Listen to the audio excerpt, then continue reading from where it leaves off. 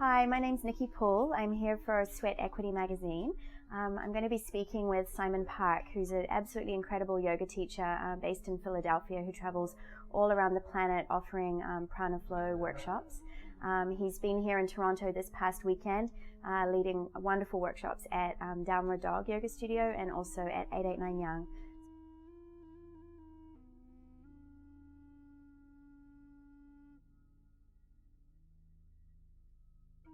So hey Simon.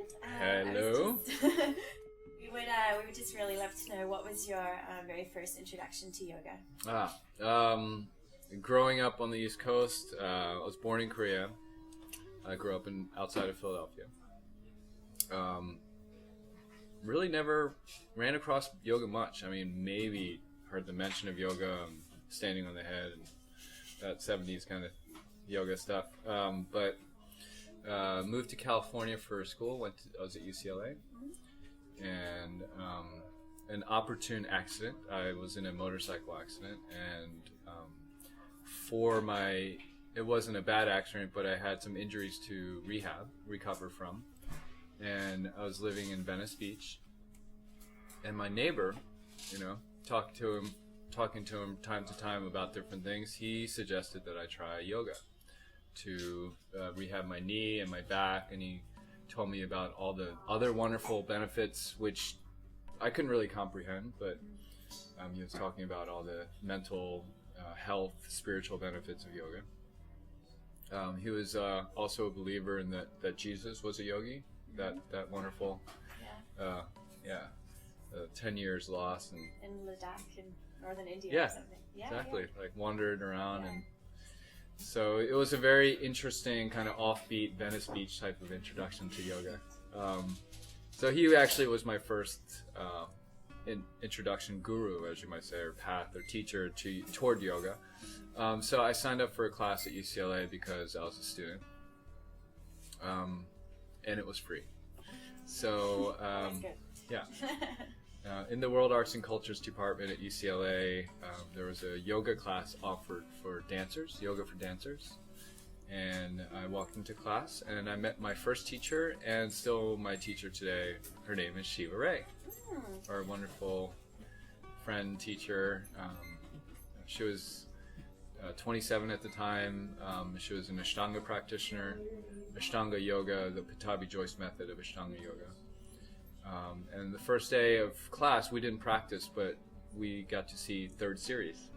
She demonstrated third series. Yeah, very inspiring, almost too wild, actually, if never having seen anything like it.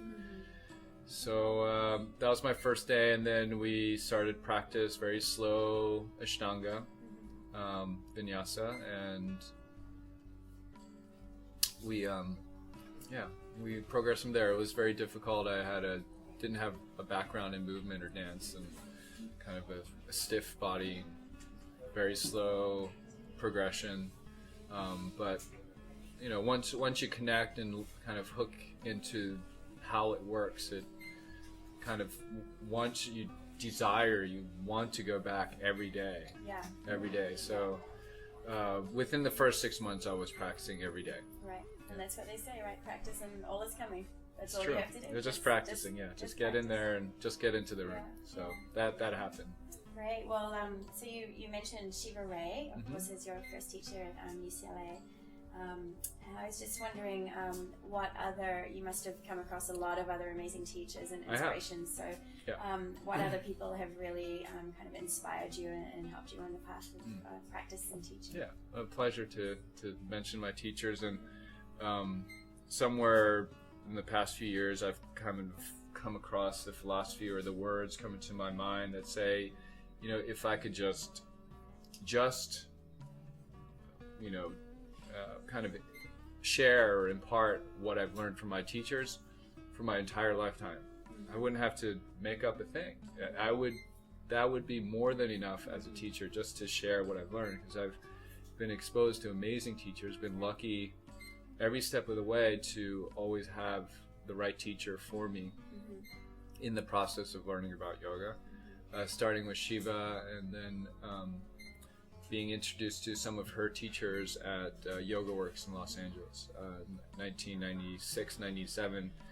was a very kind of a rich bed of yoga in America happening in the West LA. Many great teachers and many great teachers studying under great teachers. So there was just a very fertile ground for yoga. And this, I think it really was kind of like the springboard to yoga, for yoga launching its popularity across the country, across the globe. My second main teacher is a woman named Mati, who is the founder of YogaWorks. And so that's the more traditional Ashtanga lineage? Yes, yeah. Pattabhi Jois's lineage, set series of postures, and very, I guess, physically active, intense, strong, athletic, which I connected to, had an athletic background, and really allowed me to focus a lot of the energy that I had into the practice. And so I craved it every day. Sets a really good level of discipline for your practice as well, right? Absolutely. Needed the discipline. I had, had practiced martial arts when I was a kid, and kind of felt a similar kind of like, Jedi training kind of thing. She was my little Jedi Knight, my Yoda. And any other sort of teachers that you still connect with? Frequently? Absolutely. I moved to Philadelphia. I studied with a wonderful Iyengar teacher named Joan White, senior Iyengar teacher, for 5 years, and learned kind of a lot of the proper, if you were going to go to like a British finishing school, it would be like with an Iyengar teacher. And that I had that experience, that opportunity. I moved to New York and started to practice with Dharma Mitra, who is a legend really, and true master.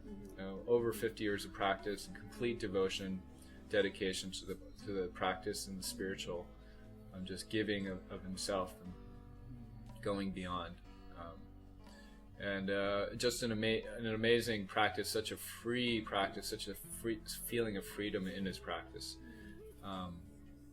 and all of these experiences together really kind of give me just a rich bed of information to draw upon when I practice and teach. So it's fun. Well, you're a very good sort of channel for transmitting some of that inspiration and that's all I want to do. And energy, Cool. And I was just wondering as well, just to put you on the spot here with one tricky question.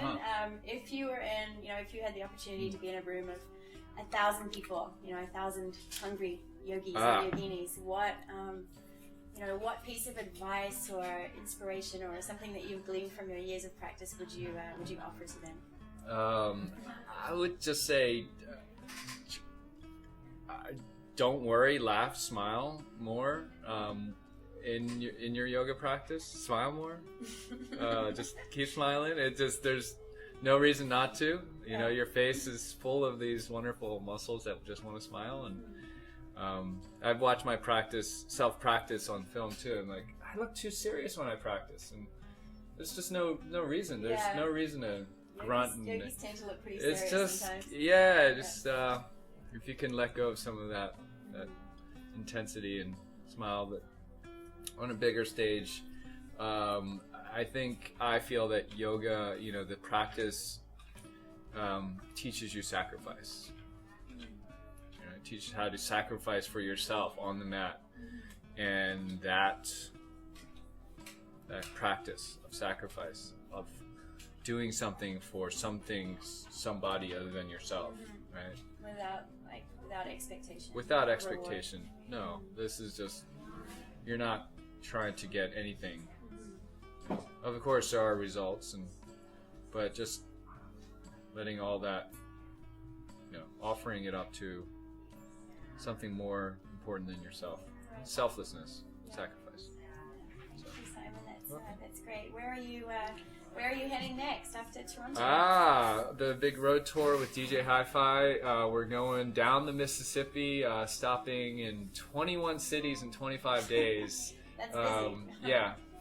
Starting in Pittsburgh and going across to Minneapolis, and then down the Mississippi all the way to New Orleans and up the Appalachian Mountains and through the mountains and Toronto was the first stop, right? First stop, and an awesome weekend here, Down Dog and 889, and great practitioners here in Toronto, very, very enthusiastic about yoga and really practicing in the right way. That it's not it's not a selfish activity. It's something to share the energy of the practice.